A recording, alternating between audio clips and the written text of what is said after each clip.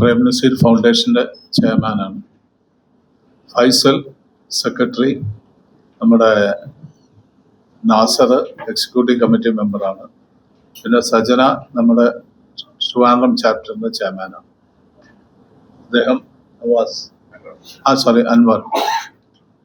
നമ്മളെല്ലാം പ്രേം നസീർ ഫൗണ്ടേഷൻ്റെ റെപ്രസെൻ്റ് ചെയ്താണ് ഇവിടെ വന്നിരിക്കുന്നത്. ഞങ്ങൾ ഇന്ന് പ്രസ് കോൺഫറൻസ് സംസാരിക്കാൻ വന്നതെന്നു വെച്ചാൽ, ഈ വർഷത്തെ പ്രേം നസീർ അവാർഡ്, അദ്ദേഹത്തിൻ്റെ പേരിലുള്ള അവാർഡ് കഴിഞ്ഞ കുറേ വർഷങ്ങളായിട്ട് അത് മുടങ്ങിയിരിക്കുകയായിരുന്നു. ഇപ്രാവശ്യം അത് വീണ്ടും തുടങ്ങുകയാണ്.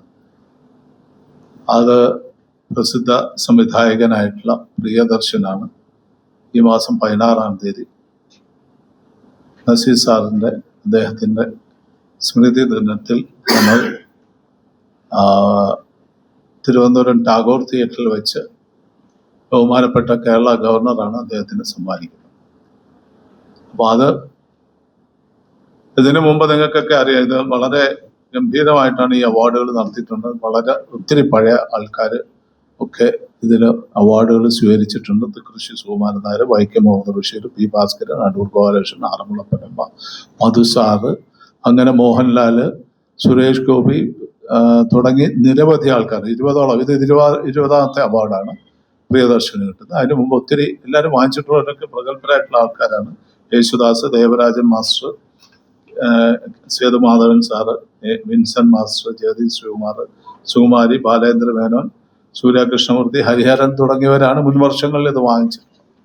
ഇത് നമ്മുടെ ഒരു കമ്മിറ്റി, ഷാജി കൈലാസ് ചെയർമാനായിട്ടുള്ള ഒരു കമ്മിറ്റി ആണ് ഇത് അദ്ദേഹത്തെ പ്രിയദർശനെ തിരഞ്ഞെടുത്തത്. അതിൻ്റെ അകത്ത് രഞ്ജിത്ര, മേനക ആണ് അതിലെ മറ്റംഗങ്ങൾ, ജഡ്ജിങ് കമ്മിറ്റിയിലെ മറ്റംഗങ്ങൾ.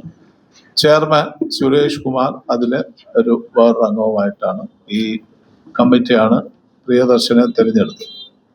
അപ്പം ഇത് അദ്ദേഹത്തിന് ശില്പവും ഫലകവും എല്ലാം നൽകുന്നുണ്ട്. നിങ്ങൾക്കൊക്കെ അറിയാം, പ്രിയദർശനെ ആരെയും പരിചയപ്പെടുത്തേണ്ട കാര്യമില്ല, എല്ലാവർക്കും അറിയാവുന്നതാണ്. കഴിഞ്ഞ 40ഓളം വർഷങ്ങളായിട്ട് പ്രിയദർശൻ സജീവമായിട്ട് ഈ ഇൻഡസ്ട്രിയിലുണ്ട്.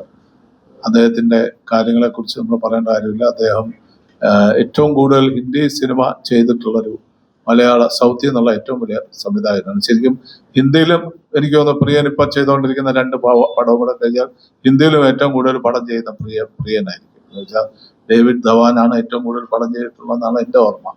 അതിലും കൂടുതൽ പടങ്ങൾ പ്രിയൻ ചെയ്തിട്ടുണ്ട്. അപ്പം അടുത്ത തന്നെ പ്രിയൻ്റെ 100ാമത്തെ ചിത്രത്തിൽ എത്താൻ പോവുകയാണ്. അപ്പം ഇതെല്ലാം വെച്ചിട്ട് നമ്മൾ വിപുലമായ രീതിയിൽ അദ്ദേഹത്തിന് അവിടെ ഒരു സ്വീകരണവും കാര്യങ്ങളും ഒക്കെ ഉണ്ട്.